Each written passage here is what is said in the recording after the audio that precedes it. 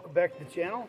Channel's More Sporting. I'm Pat Moore, and this is another tournament video where I'm in the backyard, which is probably an indication that it didn't go so well. Let's talk a little bit about the fishery that is Dwarshak.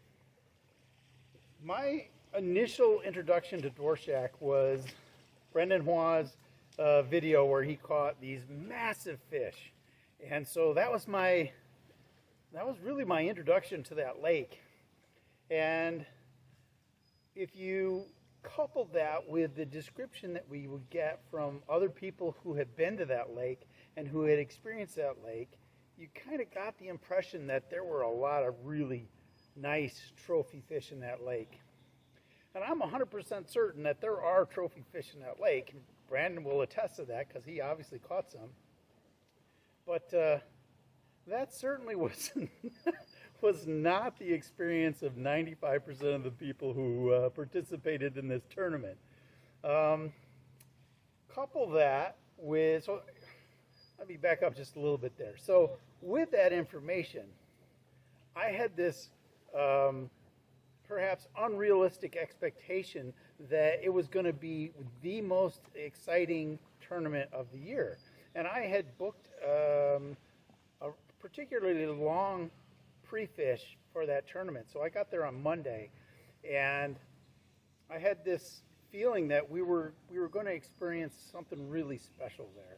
So I had built this perception up in my mind about how fantastic a lake that would be. And given that it is also a deep, cooler lake, it was a lot like lakes that I had been fishing, Lake Washington, Lake Sammamish, Lake Whatcom. So I felt like I had a pretty high comfort level of what it would take to catch fish in that lake. So I had built this up in my mind and all of my expectations that it was going to be a real special time. So I had a very high opinion about how that tournament was going to go, not only in my performance, but just in my enjoyment level of fishing that lake. That is not what we experienced at all. So yeah, I was really, really frustrated with that lake. Let's talk a little bit about the pre-fishing. And when I got there, I launched on Tuesday morning with Brandon Hua. He was there as well. And on my third cast, I caught a 17-inch plus fish. It was a nice sized fish. And I had caught it in the back of a cove and in amongst a bunch of other small fish, which is kind of odd. Usually you don't catch a big fish and a bunch of small fish. If there's big fish in the area, the small fish tend not to want to be there. But that's where I caught this fish, was in that pocket. So that was my first bit of evidence about where the big fish would be, and that was in the back of these pockets. That was probably not very accurate information in hindsight, but that's what I had, and that's what I had to go by.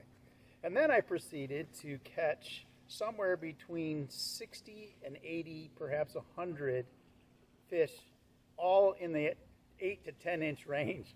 I mean, they were just everywhere, and you could not keep them off your line. The next day, I went fishing, and I didn't catch a single measurable fish. Every fish that I caught was between 8 and 10 inches. So at this point, I think I had caught two fish that were measurable. Two the first day. One was at 17-incher, and the next one was probably 12 and a half inches. It was barely bigger than the ones I'd been catching, but it was bigger, and it was likely measurable. So my third day of pre-fishing, I caught another 17 plus fish, and I caught that one trolling. And I was just trying to get from one spot to the next that I wanted to fish, and I just happened to catch it on a bank. So here's two fish that were caught along the bank and in relatively shallow water, under 20 feet. I also caught another fish on a bluff wall with a wacky worm. And so this is all of the data I had. Fish on banks, fish on bluff walls, fish at the back of pockets. And most of the people had come to the conclusion that the fish were on the points. I know we shouldn't say most of the people. The people who were catching fish had come to that conclusion that the fish were on the points. But that is not any of the data that I had gotten from pre-fishing, which in hindsight was unfortunate.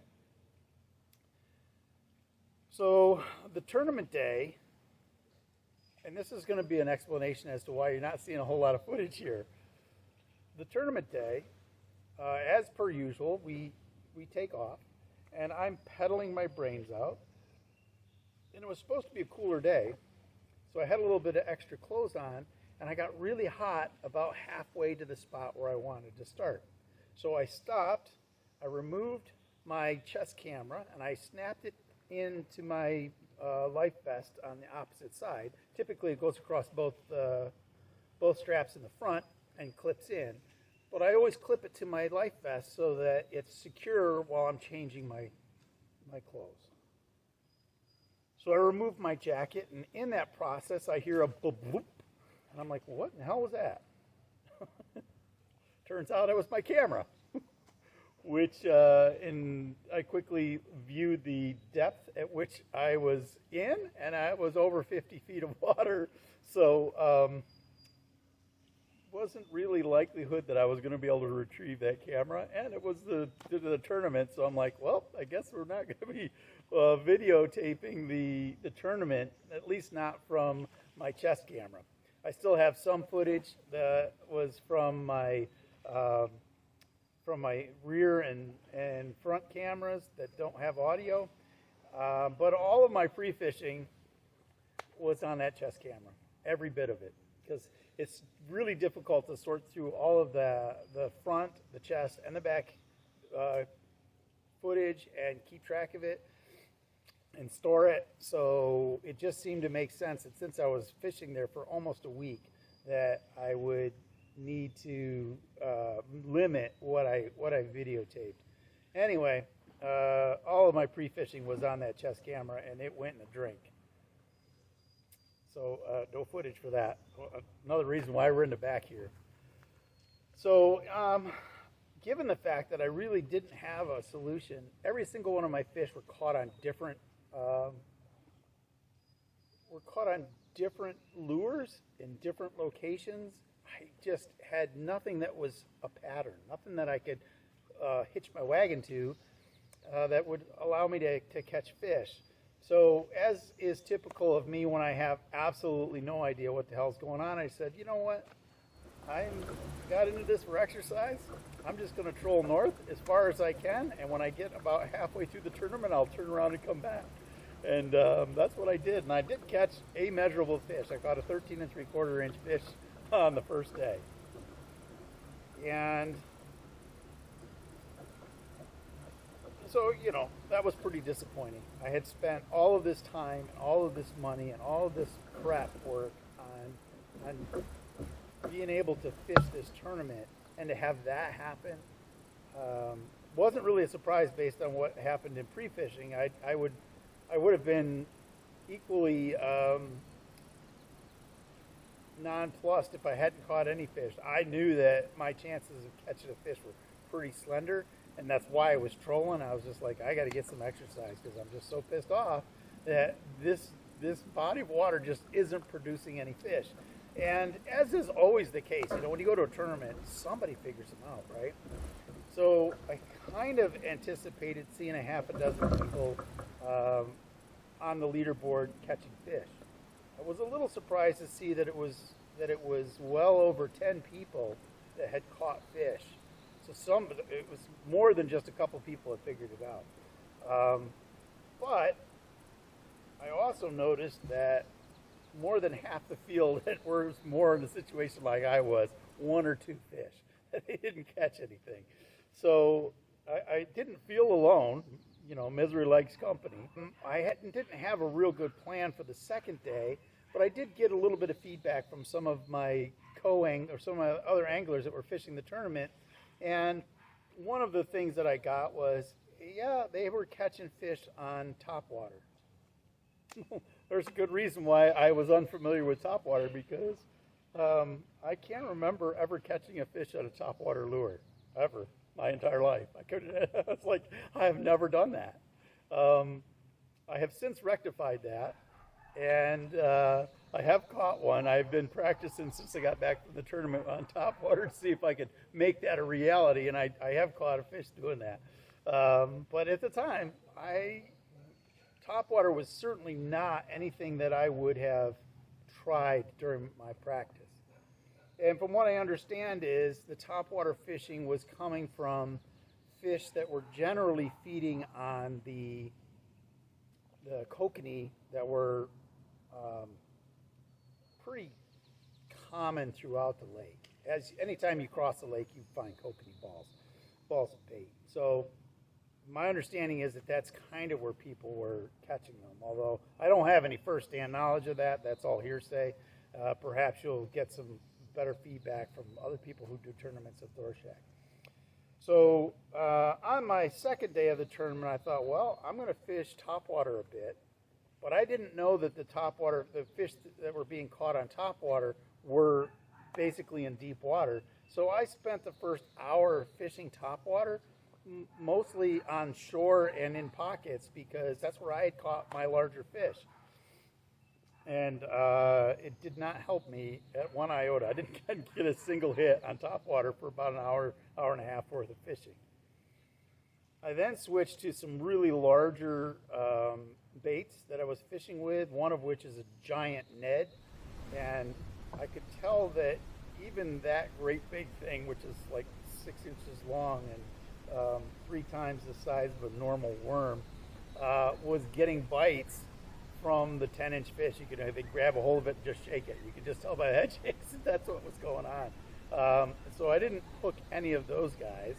And I also fished a rather hefty jig, because I wanted to minimize the small fish that I was catching. And I still caught, on a 3/8 ounce jig with a full-size trailer and full-length skirt. It looked like a pretty big beast in the water. I was still catching the little 10-inchers, and you'd pull them up and it would be this big, huge wad of rubber sticking out of their face. It looked ridiculous. But that's the way it went. And so I spent my entire second day of the tournament catching, again, small ones, and not very many because I was using really large baits. So that was it. That was my tournament. I caught 1 13 3/4 inch fish for the tournament and 2 17-inch fish during pre-fishing. So, a 17-inch fish is a decent fish, but that's certainly not anything that you would call a trophy fish by any means. And I think that the biggest fish caught in the tournament was 21 and change, 21 1/4, 21 1/2, something like that. Again, not a gargantuan fish.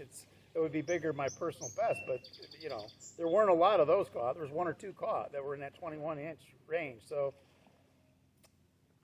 yeah, that's what happened at Dwarshak. And I think that in the 3 or 4 days, the 3 days of pre-fishing that I did, I caught easily 200 fish that were under 10 inches.